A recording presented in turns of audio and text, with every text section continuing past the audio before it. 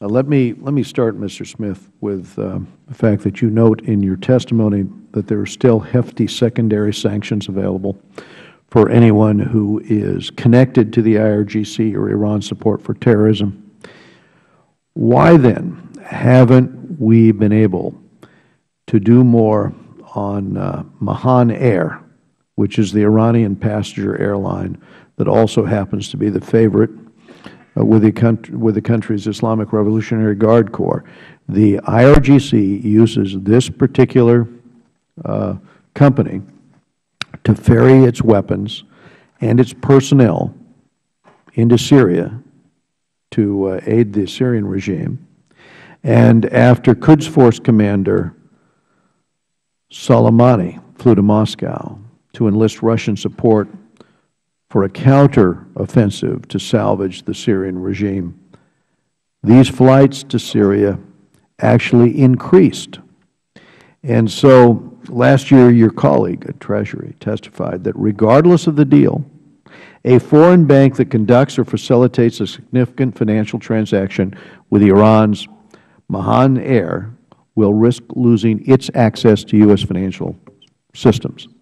So instead of more action to ground these planes as part of the prisoner deal, the White House agreed to lift an Interpol red notice against Mahan's chief executive and a senior manager, whom the U.S. Treasury said was responsible for the airline's sanctions evasions operations.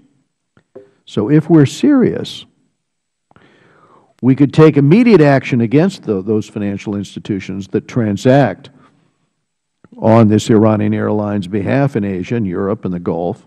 We should slap heavy fines on European and Asian ground service companies working with the airlines. Are we going to do that? Sir, we've been very engaged around the world on the question of Mahan Air. We have reminded our allies, our partners, and other third countries of the secondary sanctions that remain with respect to Mahan Air.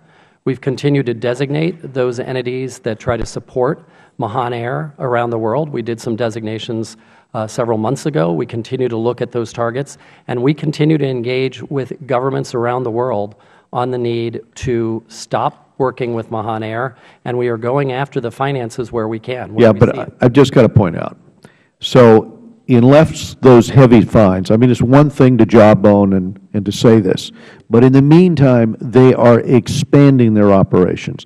And in the meantime, they are flying into Syria on a regular basis, and you see what's happening in Aleppo in terms of the encirclement of Aleppo.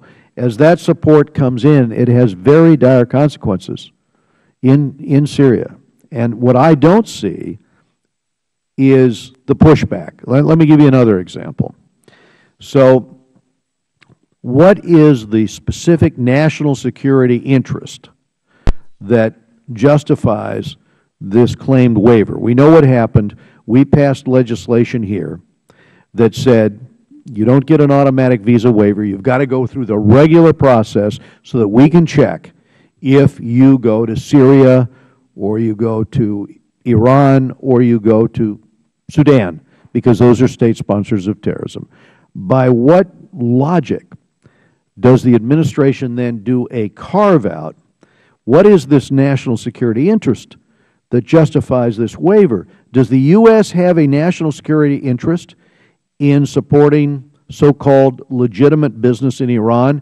This is the argument the administration makes.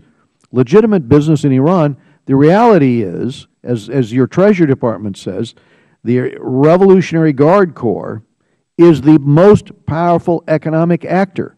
How does this justify going around the law that the President signed simply because the Iranians protested this?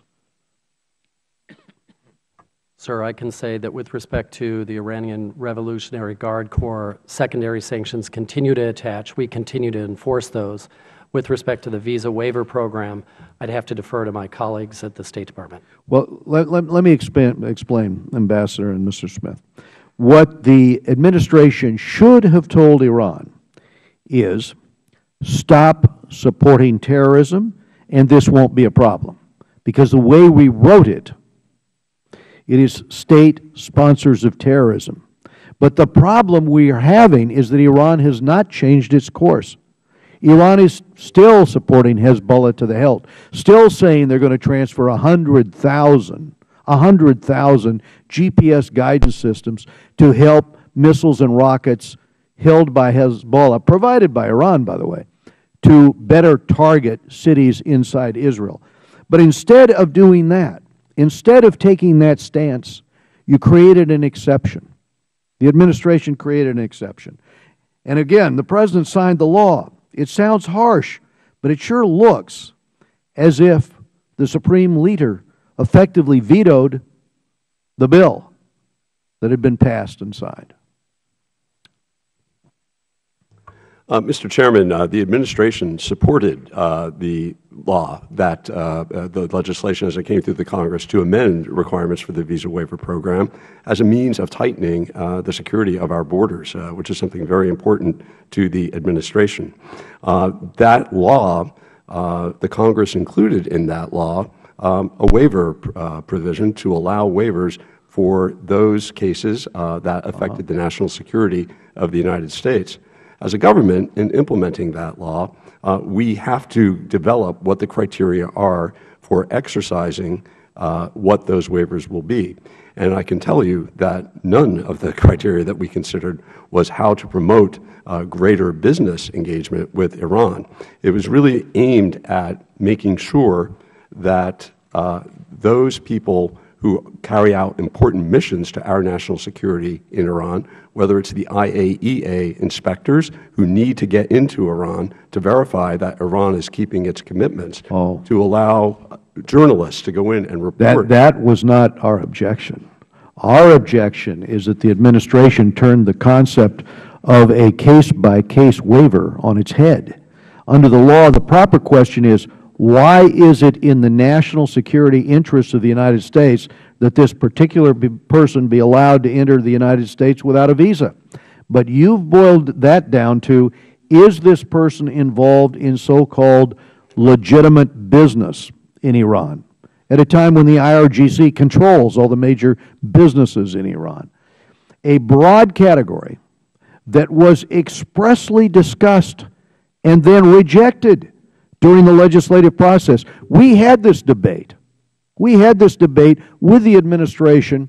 We reached our consensus. This bill was signed into law, and then the Iranians objected. They objected because they wanted more business with our IRGC and with these other entities controlled by the mullahs and controlled by the Iranian Revolutionary Guard Corps.